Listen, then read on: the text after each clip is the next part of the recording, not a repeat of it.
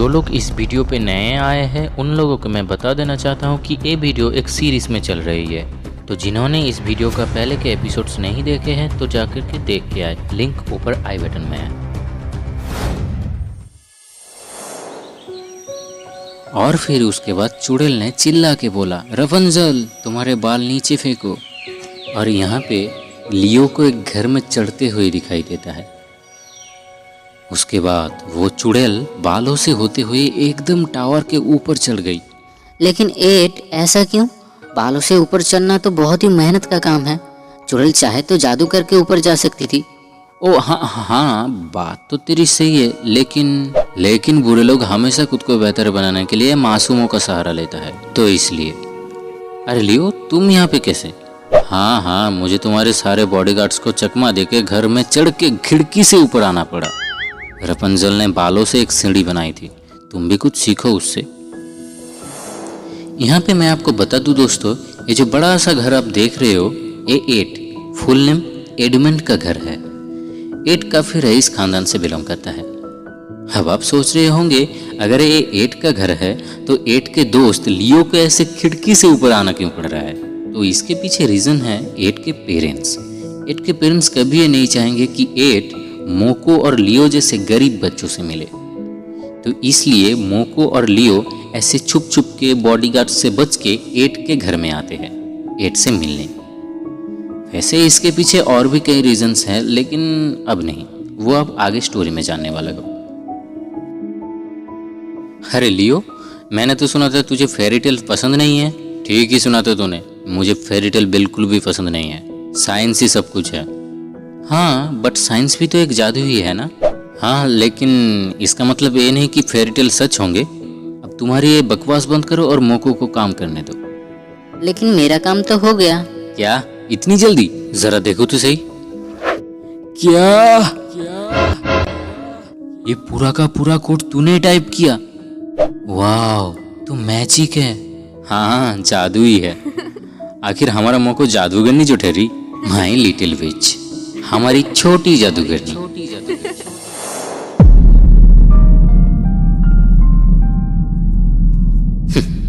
उस दिन से ही मुझे यह नाम मिला, लिटिल विच।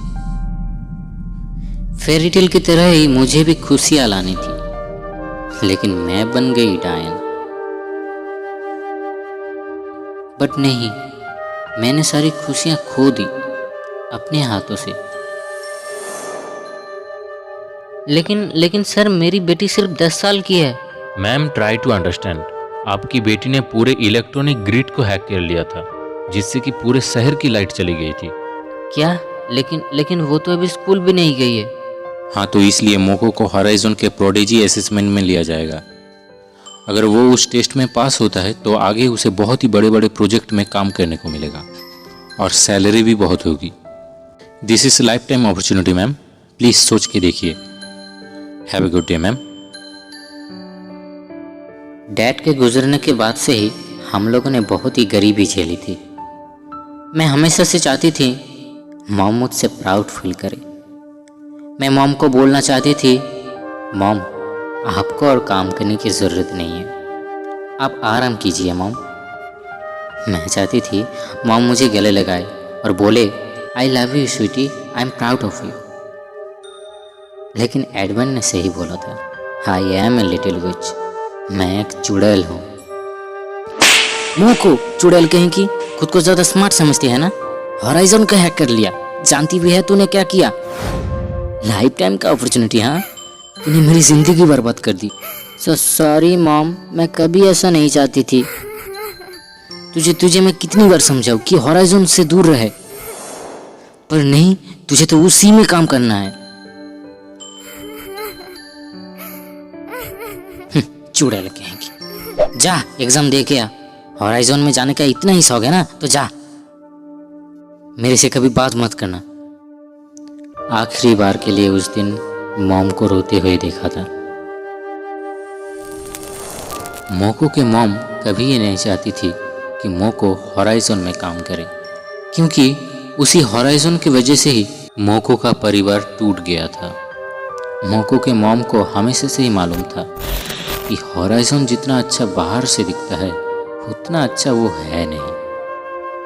लेकिन 10 साल के मोको को ये बिल्कुल भी अंदाज़ा नहीं था।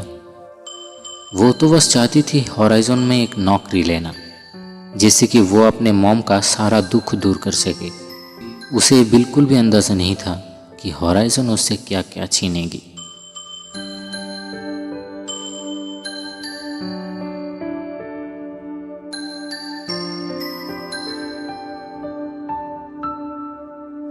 उसके बाद से मॉम और मेरा रिश्ता कभी एक जैसा नहीं रहा। मैंने बहुत कोशिश की एग्ज़ाम पास करने की, पर नहीं कर पाई। मेरी मॉम मेरे से ज़्यादा बात नहीं करती थी। उन्होंने और भी ज़्यादा काम करना शुरू किया, जिससे कि मैं स्कूल जा सकूं। वो मेरे पढ़ाई में फुल सपोर्ट करती थी, लेकिन कभी भी मुझसे बात नहीं करती थी। वो कभी मुझे गले नहीं लगाती थी। वो फिर मैंने सोचा मॉम को खुश करने के लिए अच्छे से पढ़ाई करूँगी और एक दिन मॉम को बोलूँगी आई लव यू मॉम, और पूछूँगी आप मुझसे बात क्यों नहीं करती मॉम। उसके बाद जब मैं 16 साल की हुई तब मुझे एक फुल स्कॉलरशिप मिला, जिसकी वजह से मैंने सिटी कॉलेज में एडमिशन लिया। हॉराइजन अब मेरे एक कदम की दूरी पर थी। एक अच्छा करियर, एक अच्छा भविष्य मेरा वेट कर रहा था। कम से कम मुझे तो ऐसा ही लगा था, पर किस्मत को कुछ और ही मंजूर था। जब मैं बस में बैठी तब मुझे अचानक से एक चीज़ याद आया।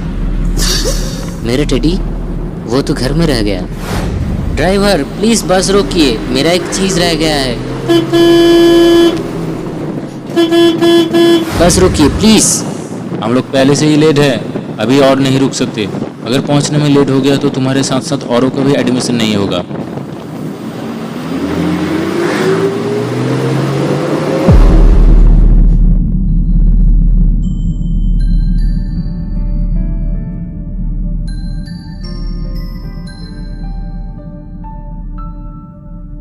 काश मैं उस दिन बस में नहीं बैठी होती, तो आज शायद मॉम, तो शायद आप जिंदा होती, तो शायद आप अब भी जिंदा होती।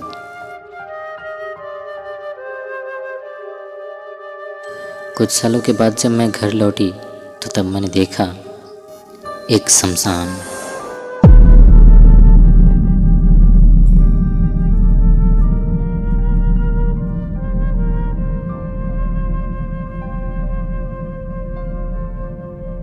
मेरा घर अब नहीं था, हर चीज़ बिखरा हुआ था।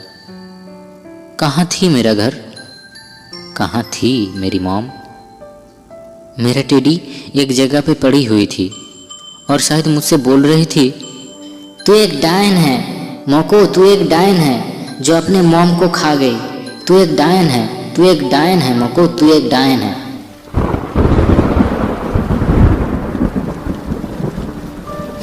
कुछ बातें थी जो मॉम को बोलनी थी। मॉम को बोलनी थी mom I love you mom. अब मेरे से बात नहीं करती थी, अब मेरे ऊपर गुस्सा थी। मुझे लगता था कि आप सबसे बुरी हो। मुझे लगता था कि आप सिर्फ गुस्सा करना जानती हो। मैं मूर्ख थी जो आपके प्यार को समझ नहीं पाई। आप मुझे हमेशा से ही हॉराइजन से दूर रखना चाहती थी, पर मैं थी जो हमेशा से ही हॉराइजन में जाना चाहती थी। कहाँ पे है आप mom? I miss you mom, I miss you.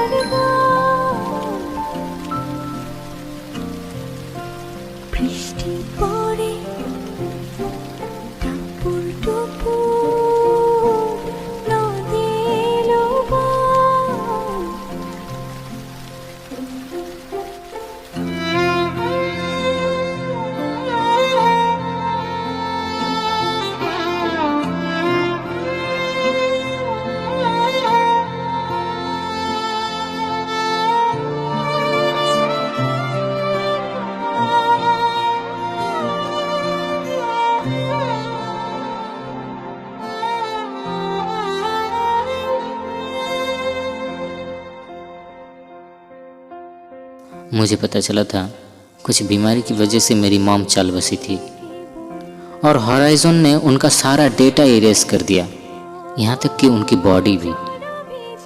मैं आखिरी बार देख भी नहीं सकी उसे। अगर मैं ना होती मॉम तो शायद आप जिंदा होती, तो शायद आप अब भी जिंदा होती।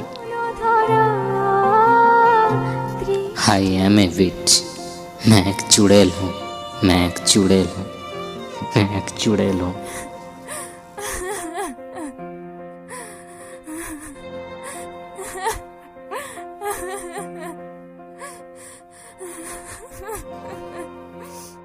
আসবে না তুমি, জানি আমি জানি, অকারণে তবু কেন কাছে यू आर अंडर अरेस्ट। आपको 5 साल की जेल होगी। मोको हॉराइजन के जेल में थी और दिल ही दिल में खुद को कोस रही थी कि तभी कुछ पैरों की आवाज़ सुनती है। वो चिल्ला के बोलती है, हेलो, कोई है वहाँ पे? मैं क्या जान सकती हूँ मेरी फ्रेंड अंजेला कहाँ पे है? मिस मोको, किसी ने आपका बेल कर दिया है। आपको बाइज्जत बरी की जाती है। क्या?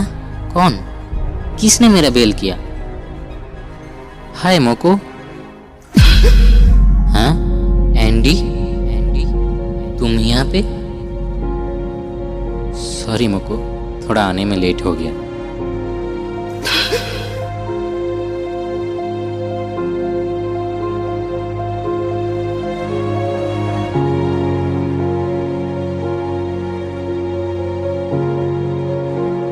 ओहो, मुझे लगता है ये बंदा मोको को सच में प्यार करता है। आप बताइए, क्या मोको और एंडी के बीच में कुछ होगा? कमेंट में लिख के बोलिए आपके थॉट्स, और जो कमेंट सबसे अच्छा लगेगा उसे मैं अगले एपिसोड में शाउट आउट दूंगा। So keep comment your opinion. यहाँ पे क्लिक करके आप पूरे फ्री फायर यूनिवर्स के सारे एपिसोड देख सकते हो। और अगर आप आगे का एपिसोड देखना चाहते हो तो चैनल को सब्सक्राइब करके बेल नोटिफिकेशन ऑन कर दो। मैं मिलता हूँ आपको नेक्स्ट एपिसोड में। Till then sayonara.